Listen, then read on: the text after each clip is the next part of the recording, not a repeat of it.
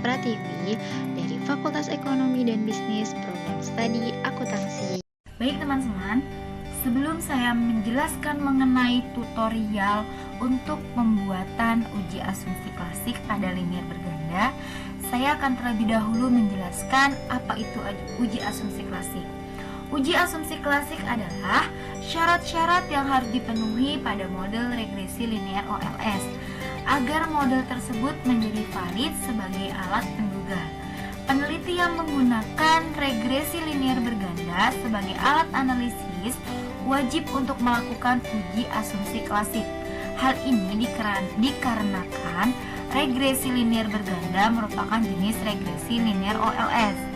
Regresi linear OLS adalah sebuah model regresi linear dengan metode perhitungan kuadrat terkecil atau biasa disebut dengan istilah ordinary least square.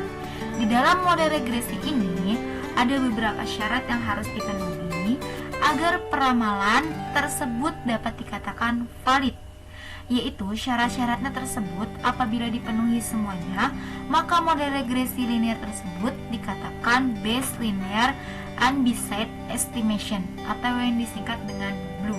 Nah, untuk lebih jelasnya, ayo langsung saja kita simak video mengenai uji asumsi klasik pada linear berganda menggunakan aplikasi SPSS.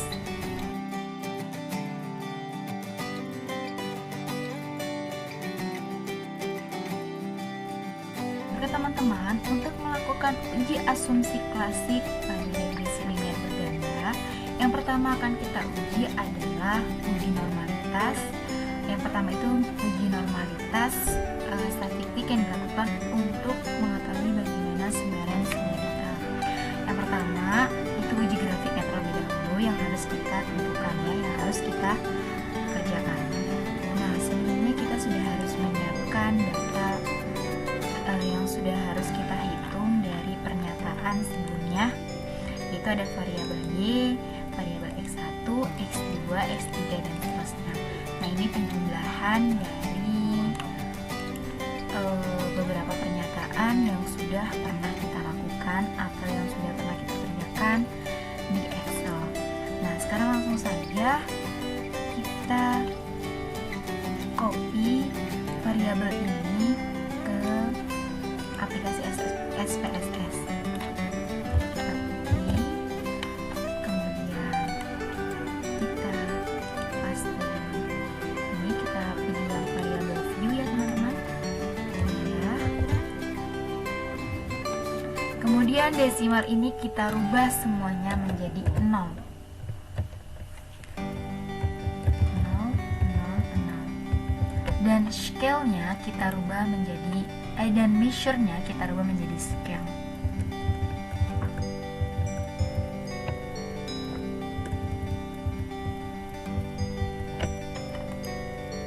Oke. Selanjutnya kita ke data view. Nah, tampilannya akan seperti ini. Berubah ya teman-teman tampilannya. Setelah kita klik data view, tampilannya akan seperti ini. Kemudian kita copy angka yang sudah kita jumlahkan ya. Kita copy.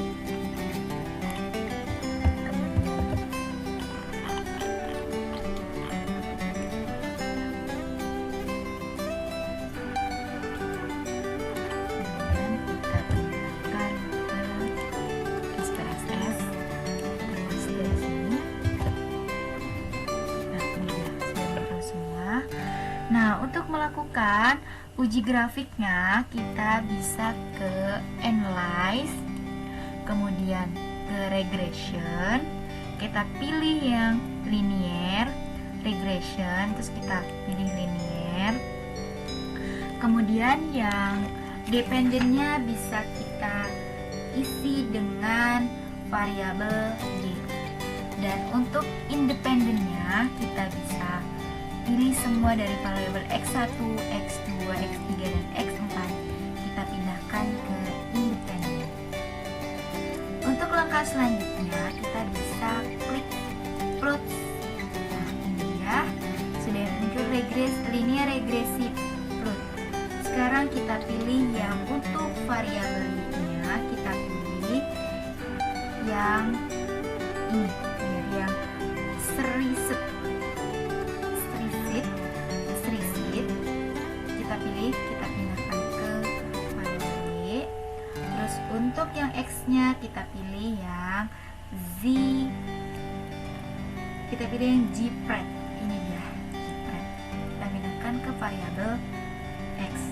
Selanjutnya untuk standarized residual plots-nya kita centang yang histogram dan normal probability plots.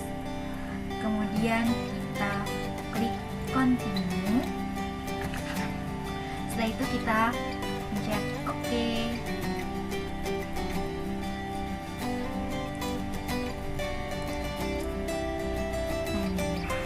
Hasilnya sudah muncul ya teman-teman.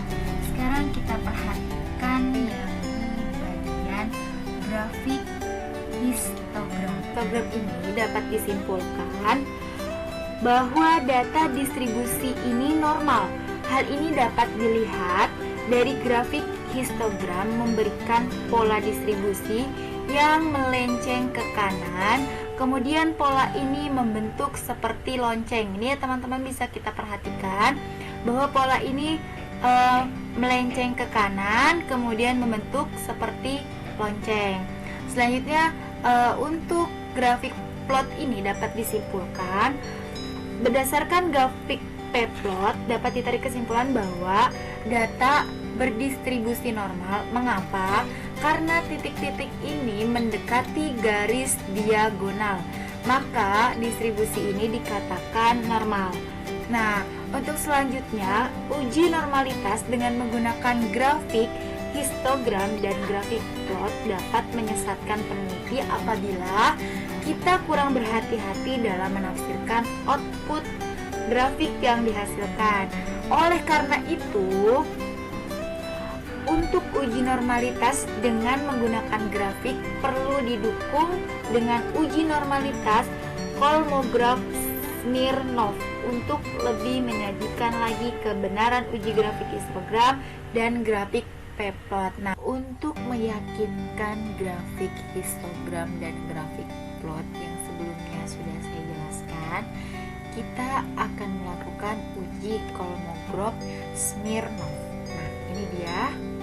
Datanya sudah seperti tampilan tadi ya teman-teman.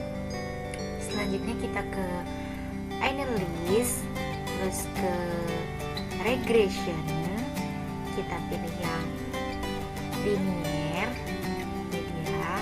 Selanjutnya yang dependennya kita isi dengan variabel Y, yang independennya kita isi dengan variabel X1 sampai dengan X4. Kemudian kita klik save. Selanjutnya yang residualnya kita checklist yang bagian unstandardized. Kemudian yang di bawah juga yang include the covariance matrix-nya juga kita checklist. Selanjutnya kita klik continue. Oke. Ini dia. Akan muncul seperti ini. Kita kembali ke data awal, pastikan res satunya ini sudah muncul. Ya. Selanjutnya kita ke analysis lagi. Kemudian kita ke non-parametric test. Kita pilih yang paling bawah yang legasi dialog. Terus kita pilih yang satu sampel KS. Kita klik. Kemudian yang test variable list-nya kita isi dengan unstandardized residual. Kita klik, kita pindahkan ke samping. Nah, yang test distribution-nya kita checklist yang bagian normal. Kemudian kita OK. Ini dia sudah muncul ya teman-teman. Nah, ini sudah muncul seperti ini. Penjelasannya itu, ini kan asymptotic atau two-tiered-nya 0,0 ya. Jadi kita dapat simpulkan berdasarkan tabel ini Interpretasinya adalah jika nilai asymptotic atau two-tailed di atas 0,05, maka distribusi data dinyatakan memenuhi asumsi normalitas atau distribusi normal. Dan jika nilai di bawah 0,05, maka interpretasikan sebagai tidak normal atau distribusi data tidak normal. Nah, dengan demikian kita dapat menyimpulkan bahwa data yang sudah kita kerjakan ini memiliki distribusi data yang tidak normal karena asymptotic two-tailednya di bawah 0,05.